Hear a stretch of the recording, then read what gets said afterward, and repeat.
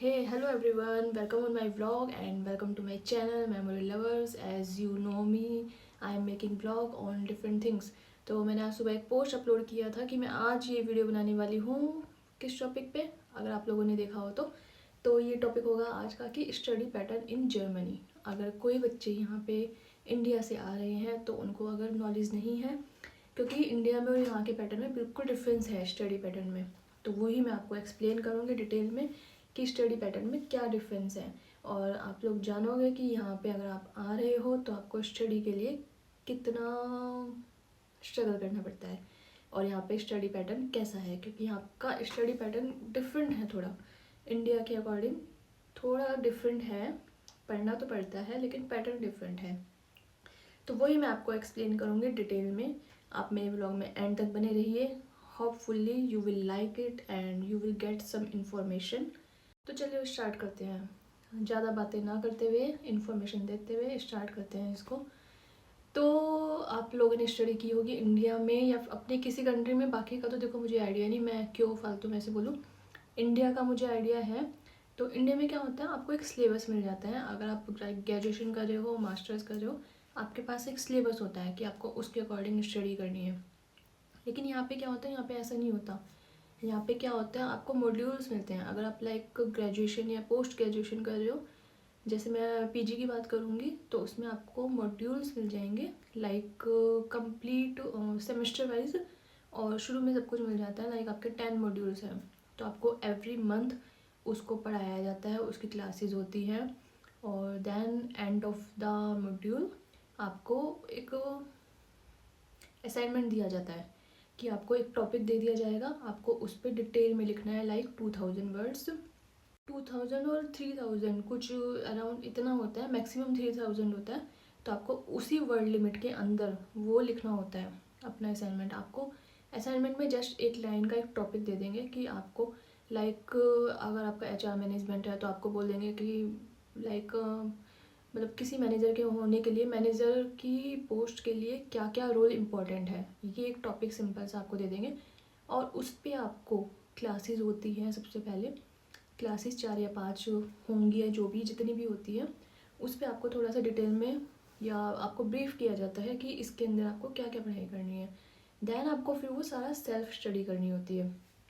फिर आप क्या करोगे, असाइनमेंट के लिए आपको टाइम दे दिया जाएगा 1 मंथ की। आपको 1 मंथ के बाद वो असाइनमेंट अपलोड करना है और आप उसके लिए पूरा पढ़ते हो। आप खुद से सेल्फ स्टडी करोगे, चैट जीपीटी से पढ़ोगे या फिर लाइब्रेरी जाके पढ़ोगे या वटेवर, जहाँ से भी आपको पढ़ना है उसको पढ़ के उसको अपना प्रॉपर असाइनमेंट बनाते हो। देन आप उसको, एक पोर्टल होता है, आप उसको अपलोड करते हो।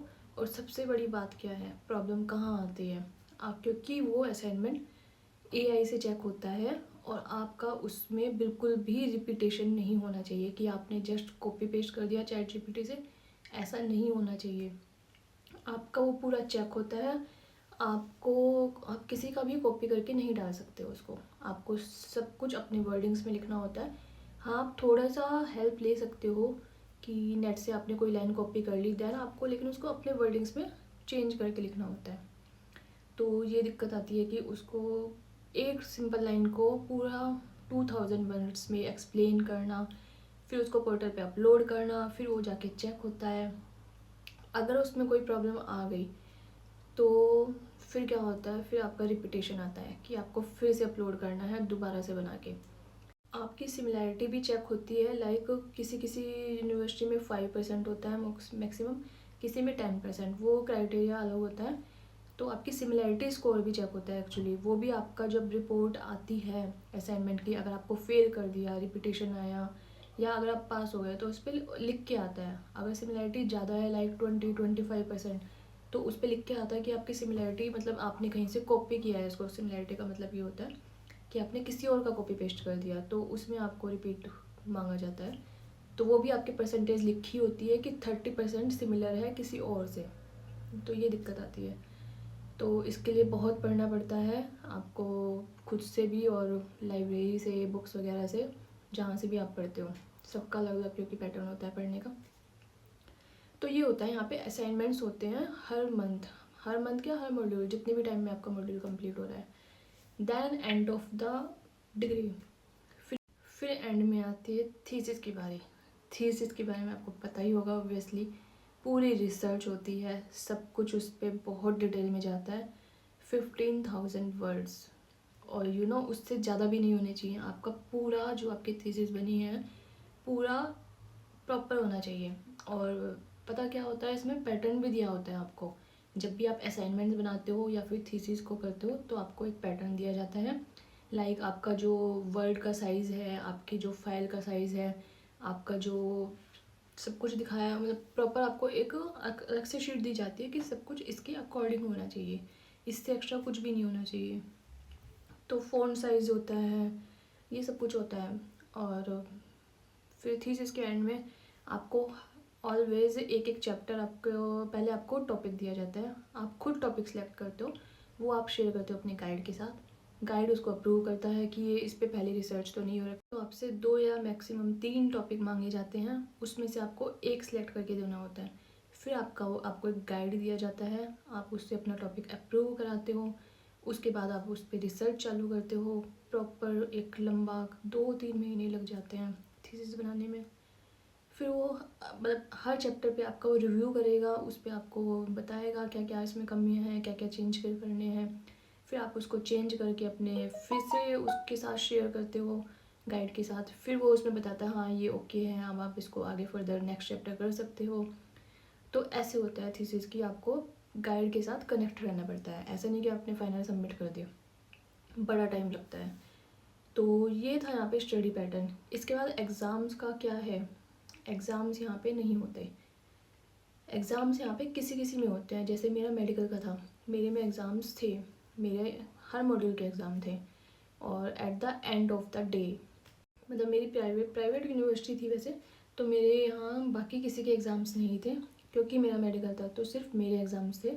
और वो भी 10 मॉड्यूल्स थे मेरे, 10 के एग्ज़ाम थे। और एक दिन में 5 exam, can you believe it. एक दिन में 5 एग्ज़ाम, सुबह 9 बजे से लेकर शाम को 5 बजे तक कंटिन्यू आपको लिखना है। बीच में सिर्फ 15 मिनट का ब्रेक मिलता है, देन नेक्स्ट एग्ज़ाम चालू हो जाता है। बीच में लंच ब्रेक मिला था 1 घंटे का, बट बड़ा मतलब पूरे दिन आपको लिखना होता है। और ये भी नहीं कि आपने एक एग्ज़ाम की तैयारी की देन आपको 3 दिन मिल गए, आपने दूसरे एग्ज़ाम की तैयारी की, नहीं, आपको 5 एग्ज़ाम की तैयारी एक ही दिन में करनी थी। और सुबह से शाम तक एक के बाद एक के बाद एक करना था। तो 5 एग्ज़ाम मेरे एक दिन में, देन 5 एग्ज़ाम नेक्स्ट वीक हुए थे, ऐसे था मेरे साथ। तो ठीक है, यहाँ का यही पैटर्न है। तो मैं आपके साथ यही बताना चाह रही थी कि अगर आपको पता नहीं है कि एग्ज़ाम पैटर्न कैसा होता है, तो अगर आप कहीं वीडियो में सर्च कर रहे हो कि स्टडी पैटर्न कैसा होता है जर्मनी में, कोई बुक मिलती है क्या, सिलेबस मिलता है क्या, तो यहाँ ऐसा कुछ नहीं मिलता। आपको जस्ट मॉड्यूल्स के नाम दिए जाएंगे, आपको उस पर असाइनमेंट्स बनाने होते हैं हर मॉड्यूल्स के।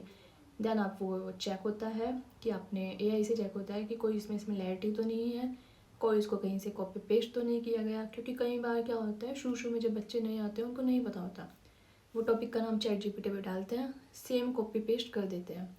क्योंकि मैंने खुद देखा है, मेरे क्लास में खुद लोग ऐसे थे कि जिन्होंने सेम कॉपी पेस्ट किया था ChatGPT से, और वो फेल हो गए थे असाइनमेंट में। फिर उनको रिपीटेशन आया कि आपने कॉपी पेस्ट किया है और ये पैटर्न नहीं है, तो उनको फिर रीसबमिट किया गया था।